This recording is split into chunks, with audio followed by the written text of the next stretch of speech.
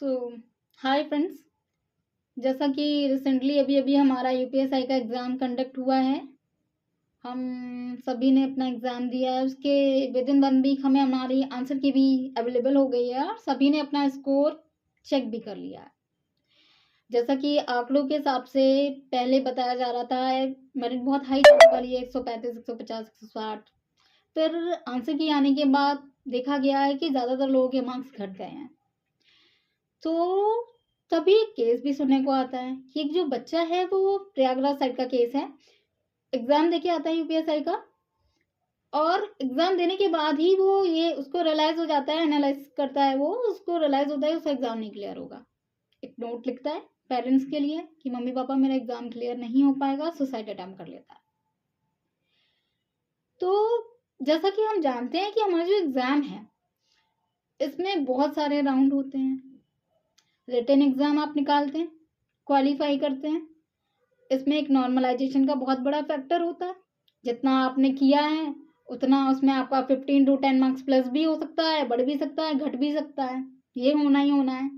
और उसके बाद फाइनल मेरिट पर जाते जाते भी आपका डीबीपीएससी होना है, डॉक्यूमेंट वेरिफिकेशन होना है, रनिंग होना है, हाइट मेजरमेंट होना है, वेट मेजरमेंट होना है, बहुत सी चीजें हैं। आप किसी भी स्टेप पे जाके एलिमिनेट हो सकते हैं। तो यहाँ कोई भी श्योर नहीं है। जिसके 150 है, 140 है, 160 हैं, कोई भी श्योर नहीं है। 110, 115 कोई भी श्योर नहीं है कि किसका होना है, क्योंकि वैकेंसी बहुत कम है और कंपटीशन बहुत ज्यादा है, लाखों में है ना। और वैकेंसीज हमारी केवल हजारों में, बहुत कम है।